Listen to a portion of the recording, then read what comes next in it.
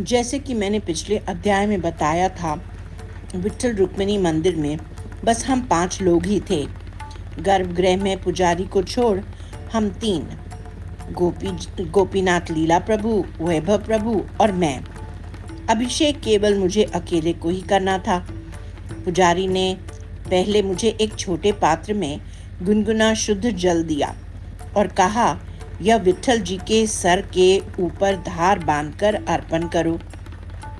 जैसे ही मैंने जल डाला, वैसे ही मुझे महसूस हुआ कि यह विग्रह नहीं है, यह एक 4 साल का ब्रज का बालक है। उस बालक ने अपनी आंखें जोर से भींच ली, फिर पलक झपकाते हुए कांपने सा लगा। मेरे शरीर को भी कंपन-सी होने लगी। मैंने उनके शरीर को प्रेम से रगड़ा और मन ही मन लाला को झिड़कते हुए कहा, जल तो गुनगुना है, तुम्हें ठंड नहीं लग सकती है, शांति से स्नान करो। उसके बाद मेरी नज़र में वह लाला आता और कभी विट्ठल का श्री विग्रह। 400 सालों से दूध, दही, शहद, घी और बूरा से अभिषेक होते होते श्री विग्रह बिल्कुल मुलायम सी हो गई है। लाला हमारा गठीला और तंदुरुस्त तो है, परंतु शरीर चिकना और रुई सा मुलायम। पंडित जी ने फिर मुझे दही और दूध और शुद्ध जल बारी बारी से दिया। खूब आनंद से मैं लाला का स्नान करा रही थी। इस समय मुझे ऐसे लगा जैसे पंडित जी और मेरा चित्त एक हो गया है। पंडित जी भी भाव से अभंग का पाठ कर रहे थे। कुछ समय बाद मेरा शरीर और कांपने लगा। पंडित जी ने इसे समझ लिया।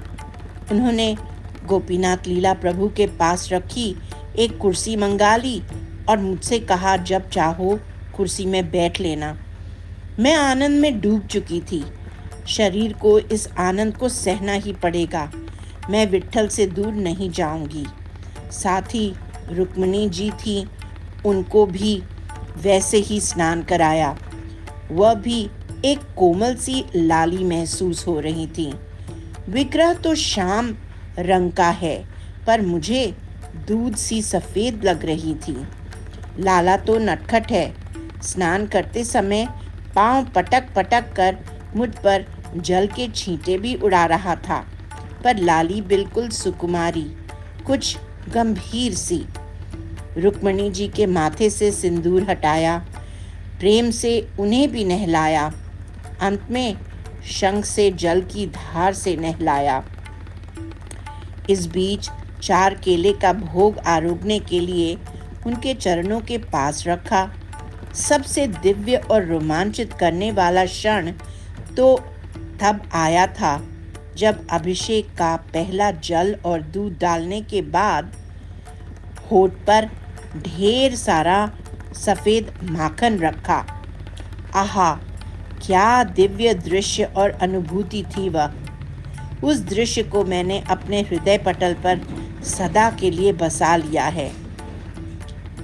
कभी मुझे मेरे निज गोपाल याद आ जाते, तो कभी लगता ऐसे ही क्या प्यारे बांके बिहारी जी का अभिषेक होता होगा।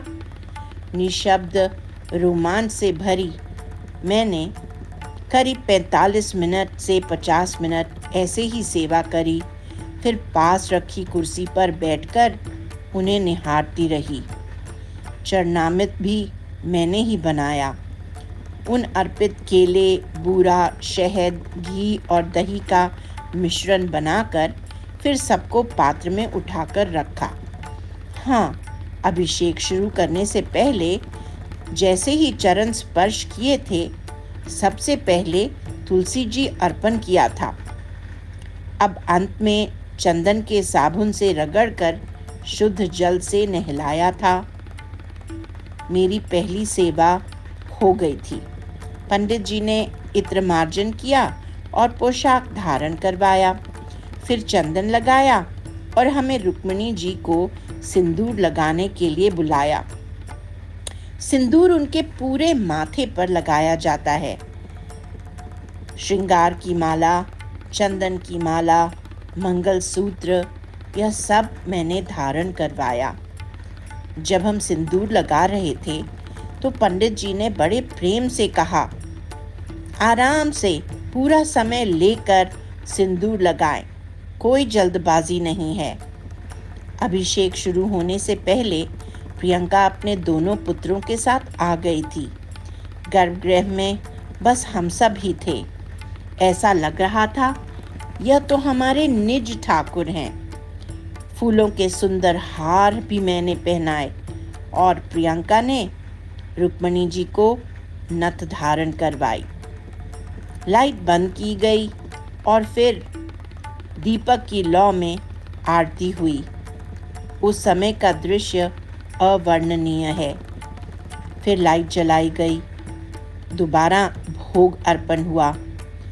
तब तक कुछ और देहवासी अन्य भक्त भी आरती करने आ चुके थे। आरती के बाद पंडित जी ने मुझे आशीर्वाद दिया और प्रसाद दिया। मैं जब कुर्सी में बैठी हुई थी तो मेरे हृदय से आवाज़ आई, तुम्हें विट्ठल से मिलने पंढरपुर जाने की ज़रूरत नहीं है, तुम्हारी इनसे यही मुलाकात होती रहेगी। मैं अचंभित हो गई क्योंकि मैंने मन में सोचा था अब पंढरपुर भी जाऊंगी, वहाँ भी देखूंगी कैसा आनंद है, परंतु विट्ठल ने तो स्वयं मना कर दिया। ऐसा क्यों? पता नहीं।